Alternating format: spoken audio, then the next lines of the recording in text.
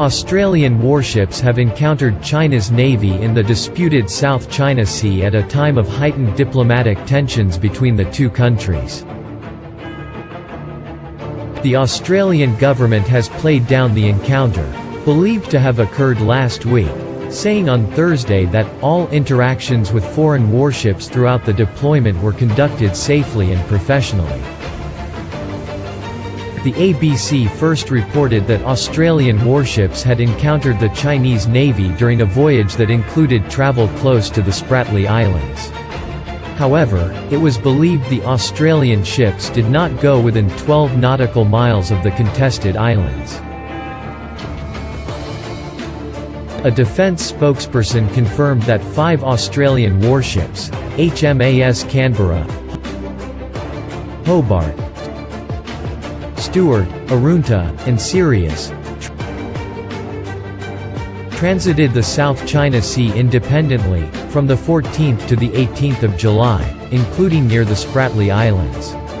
They were bound for Hawaii to join a U.S.-led military exercise known as RIMPAC.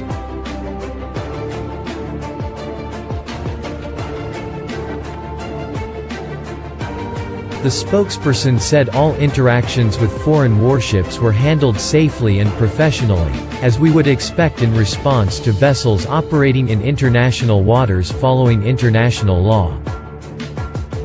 There were routine and professional naval communications, and no confrontation, the spokesperson added. News of the encounter comes after the Trump administration toughened up its position against China's maritime claims in the South China Sea, prompting Beijing to label the U.S. a «troublemaker» that was making, completely unjustified, claims that China was bullying smaller countries in the region.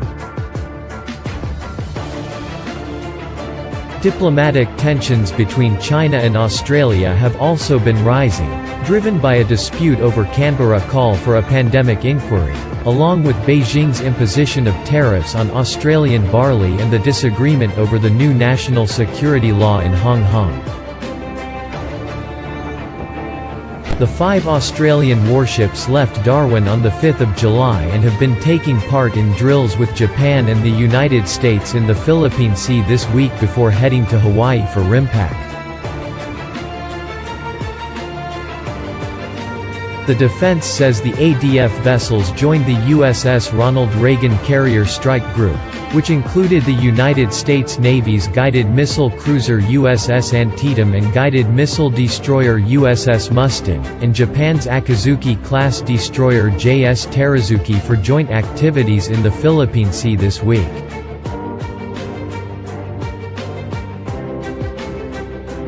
This week's joint activities have included replenishment at sea, aviation operations, maritime maneuvers, and communications drills, according to a defense statement issued on Tuesday.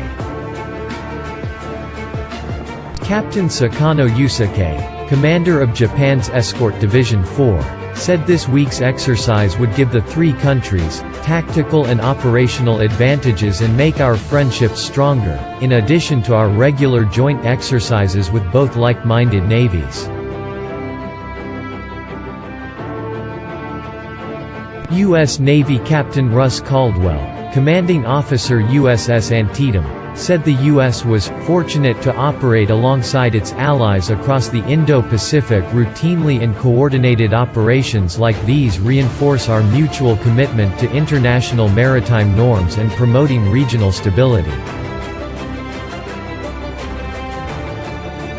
Australia's Defence Strategy Update, released earlier this month, warned that the pandemic was sharpening aspects of competition between the US and China, and the Australian Defence Minister, Linda Reynolds, accused Beijing of taking some actions that had unsettled the stability of our region.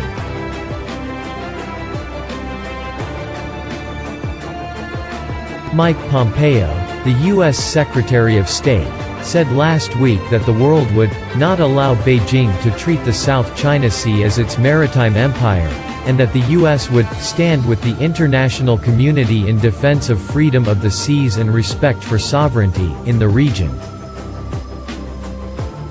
When asked last week about the implications for Australia, a defence spokesperson told Guardian Australia that ADF vessels and aircraft would maintain our presence in the South China Sea and continue to exercise rights under international law, following our national interests, but would not comment on future operations.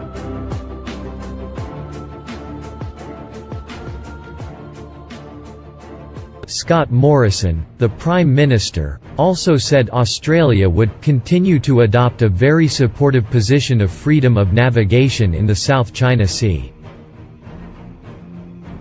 On Wednesday it was revealed that an Australian defence contractor was listed among a range of victims of an alleged hacking operation by 2 Chinese nationals, according to an indictment unsealed by the US, prompting the Australian government to say it was concerned by the alleged intrusions and urging all countries not to breach their international commitments.